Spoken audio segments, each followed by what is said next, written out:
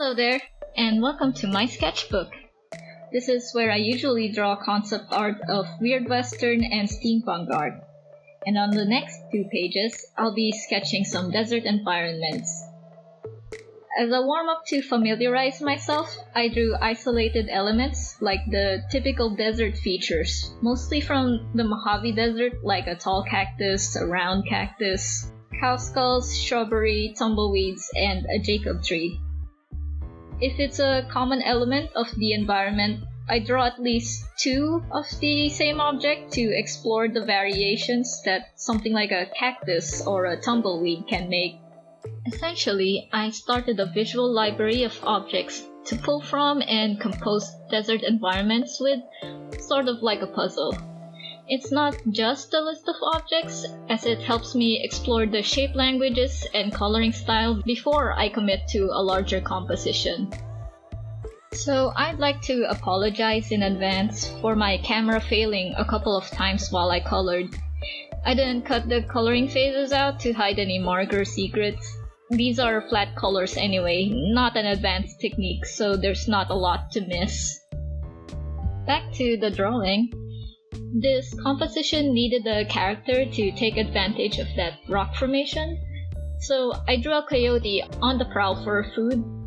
The character design is more geometric than the background because I wanted to emphasize its hunchback to reinforce the stalking pose, while the sharp angles, if we go back to shape language, communicates the danger of the animal. I used a pocket brush pen for the inking phase. I didn't ink most of the outlines, only the ones that need the contrast. If the shape already has a striking color against the background, then there's no need to ink the contours. The ink also serves as the shadow and texture to give the objects more dimension. Inversely, the absence of an outline indicates where the light source is touching the object.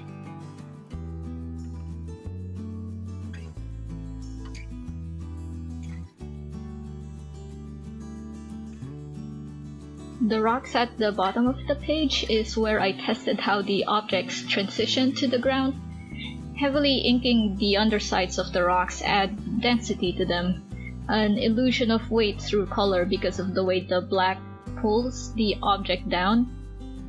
I overdid the rock texture though, so it started looking flat.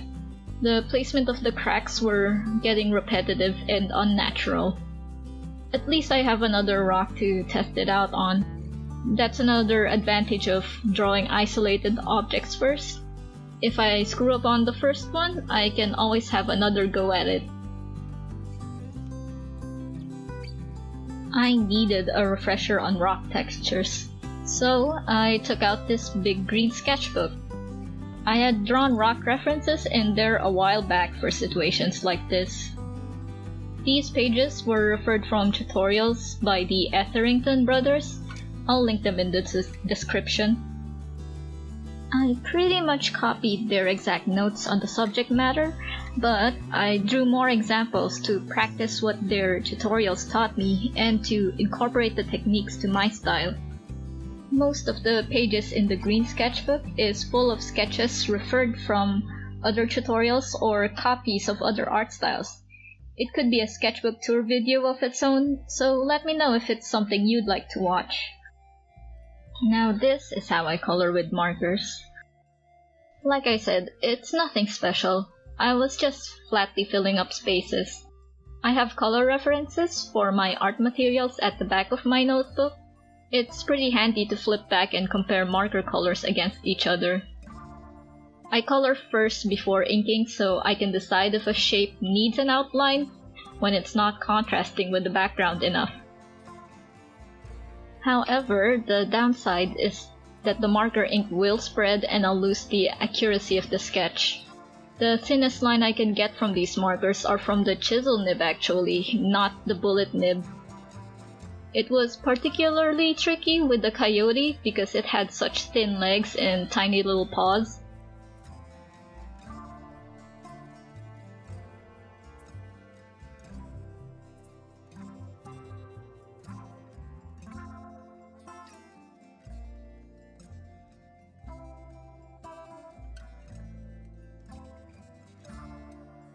I tried out some sky colors against the isolated cacti since they're the tallest element that needs to stand out against the sky.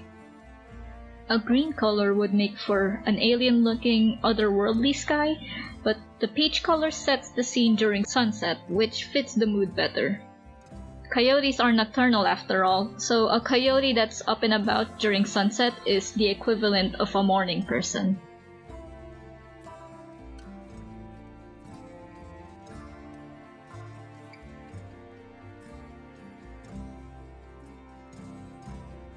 I tested out a gray marker on pink color for distant mountains.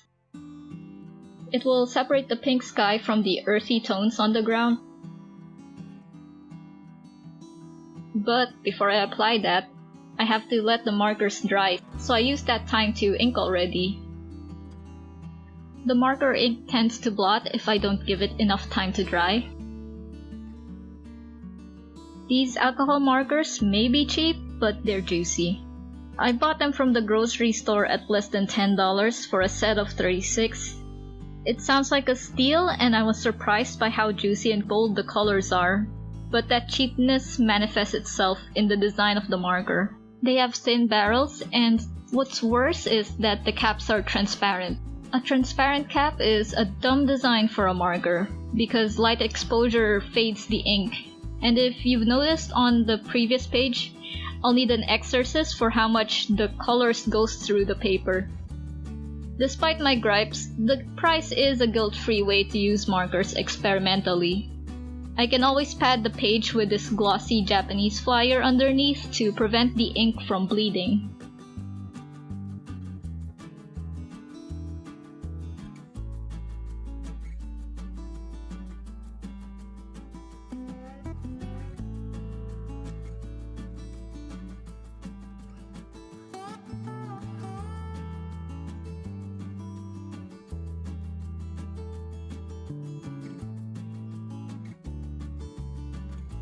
On to the second page.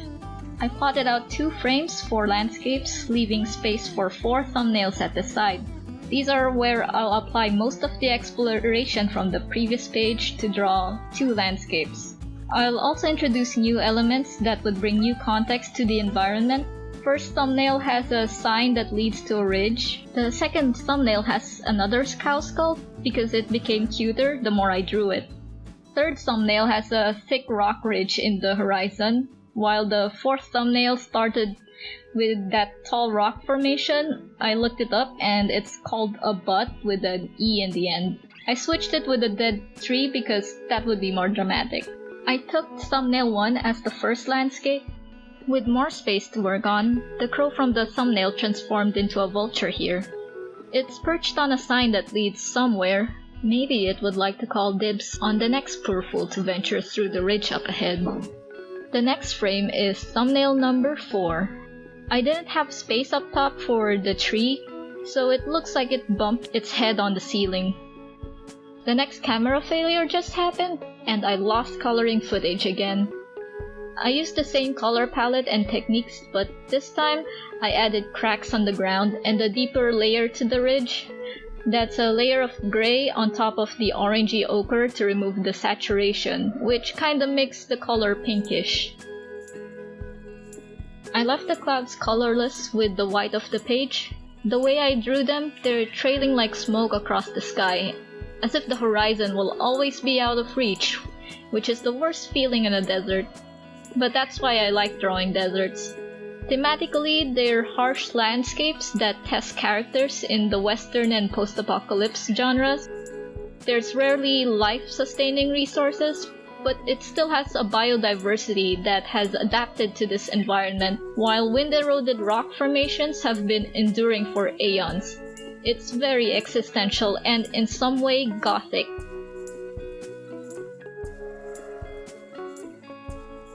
If I had used my black pen on the ridges, it would have lost the depth of the landscape.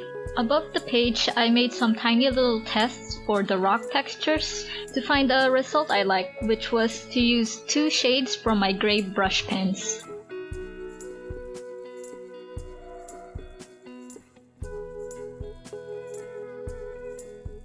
And now, the most satisfying part of sketching is blacking out the frames. That's a finishing touch that cools down my brain from all the decision making during the creative process. I'm using a Dyson marker which has a bullet nib and a chisel nib. I outlined with the bullet nib first and filled out the crevices between the thumbnails.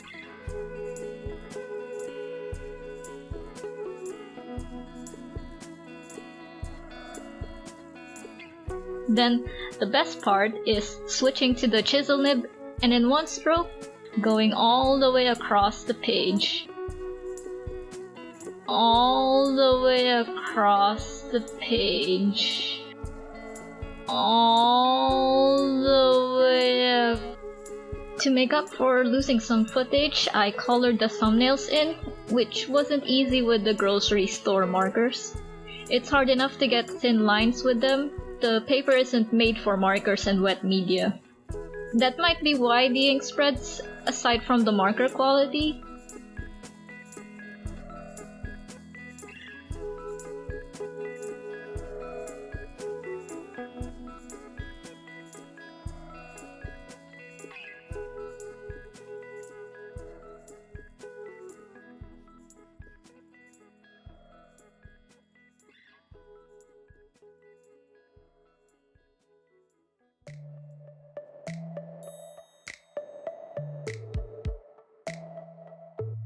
In the end, I gave up on coloring the bottom two thumbnails.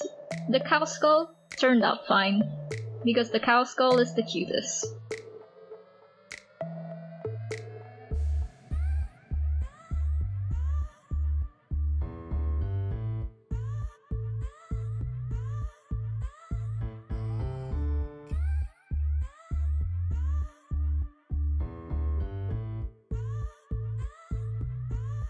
So here's a pan around this page.